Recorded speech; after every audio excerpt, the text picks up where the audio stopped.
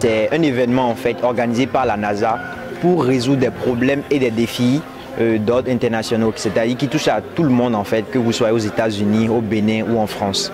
Donc c'est un hackathon en fait en réalité, donc vous avez 48 heures pour venir travailler en fait à proposer des solutions pour résoudre des problèmes dans les différents domaines, changement climatique, éducation, sensibilisation, que ça en fait puisse changer la donne dans plusieurs pays dans le monde de manière rapide et immédiate. Le plan communautaire, c'est de pouvoir en fait impliquer tout le monde à la création et à l'innovation en fait locale, c'est-à-dire en participant à cet événement, parce que l'objectif c'est de créer des solutions. Donc si on invite des gens, des designers, des développeurs, des codeurs, tout ce qu'on veut en fait, à venir participer, ils proposent tous ensemble des solutions. Donc chacun dans la communauté se sent impliqué vraiment au développement et à l'innovation de demain. Aussi, ça permet en fait de vraiment appliquer en fait tout ce qui est rapport avec le spatial directement dans notre quotidien, mais beaucoup plus près. On est vraiment touché directement.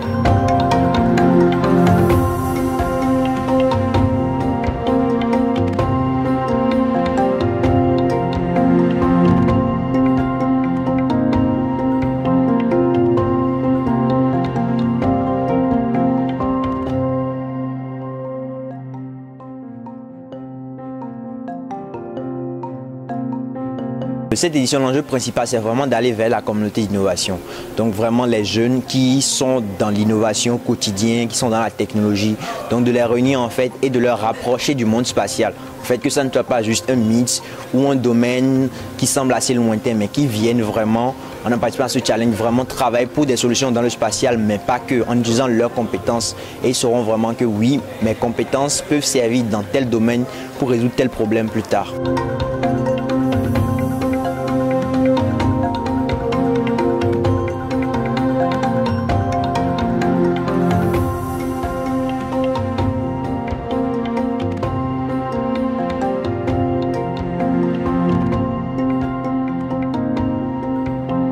La présentation que j'ai suivie aujourd'hui, je suis très sidéré. Aujourd'hui, ils nous ont parlé du club d'astronomie du Bénin, Sirius Astro Club.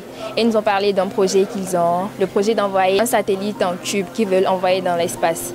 Aussi, ils nous ont parlé du hackathon. Donc cette semaine, c'est la semaine dédiée à l'astronomie, je crois.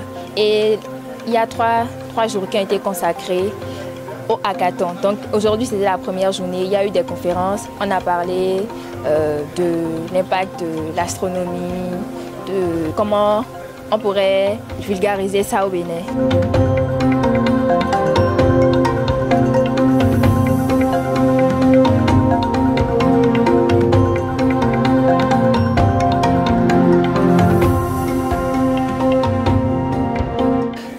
Aujourd'hui, la NASA donne l'occasion à tous les pays de pouvoir participer à ce qu'on appelle des hackathons, de journées de commémoration au fait du domaine spatial.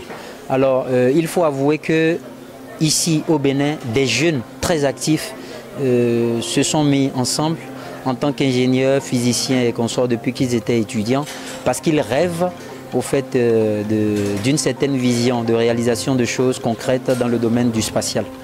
Et ces jeunes-là ont pu quand même porter très haut la participation du Bénin à l'hackathon de la NASA. Et la première participation du Bénin remonte à il y a 3 ans. Donc cette année, c'est la 3e participation du Bénin à l'hackathon de la NASA. Alors il faut également préciser que ce hackathon vise à promouvoir les créations de solutions dans le domaine du spatial, de la robotique, du numérique et tout ce qui va avec. Donc la journée de commémoration permet à toute personne de pouvoir venir découvrir ce que c'est que le spatial et quels sont les avantages que nous pourrions tirer du spatial si entre-temps notre pays était au rang des puissances quand même qui interviennent au plan économique et spatial.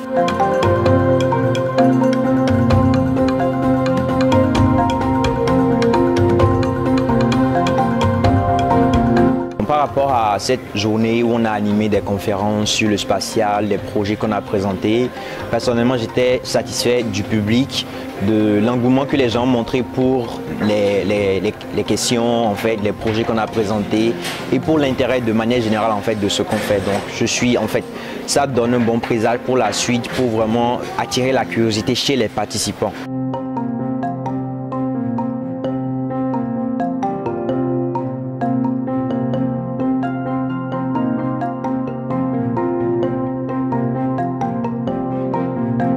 En termes d'aérospatial au Bénin, en fait, le pays est totalement vierge. Il n'y a pas d'institution, par exemple, qui s'occupe de ça. Il n'y a pas de projet au niveau du gouvernement. Il n'y a pas d'entreprise dans ce domaine. Il n'y a pas non plus de formation au niveau des universités. Donc, il n'y a rien qui est fait, en fait. Le Bénin est totalement embryonnaire.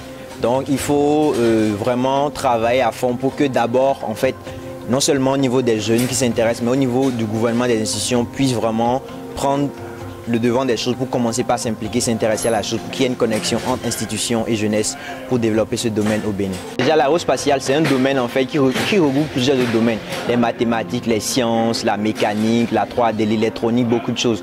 Donc, quand en fait, on travaille tous ensemble dans ce domaine, en fait, on réunit plusieurs compétences. Donc plus facilement, en fait, on peut créer des innovations. Parce que pour créer n'importe quel appareil, un ordinateur aujourd'hui, c'est plusieurs compétences, on allie ensemble. Donc on travaille dans ce domaine, on a la possibilité de créer de nouvelles compétences.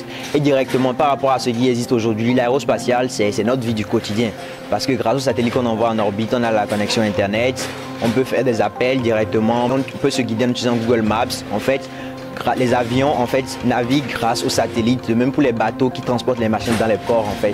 Donc c'est vraiment notre vie de tous les jours. Parce que sans la connexion par exemple, on ne peut rien faire du tout. Donc voilà un peu, c'est très important pour un État et pour sa souveraineté.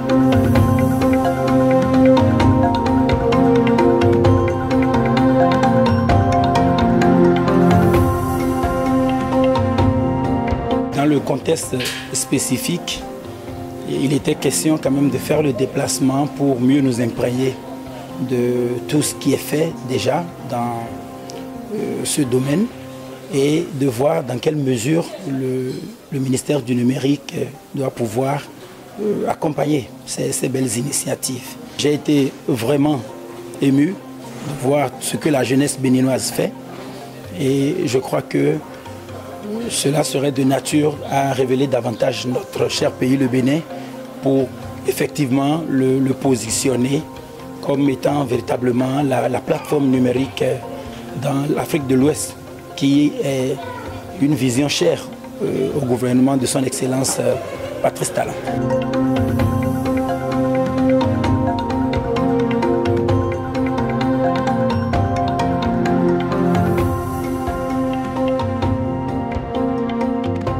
Moi, mon appel, je vais dire, si vous êtes intéressé, si vous êtes passionné ou tout simplement vous êtes curieux, n'hésitez pas déjà, grâce à Internet, vous pouvez beaucoup vous documenter et apprendre. Maintenant, si vous êtes vous avez envie de contribuer, venez par exemple à CMS City, c'est un espace ouvert en fait, vous pouvez venir, nous serons là, nous sommes prêts à vous rencontrer, vous pouvez par exemple participer à nos événements, les activités, les challenges, les hackathons, pourquoi pas donner vos compétences pour nos projets sur lesquels on travaille. C'est vraiment un domaine d'avenir et puis vous avez vraiment votre place dans ce domaine.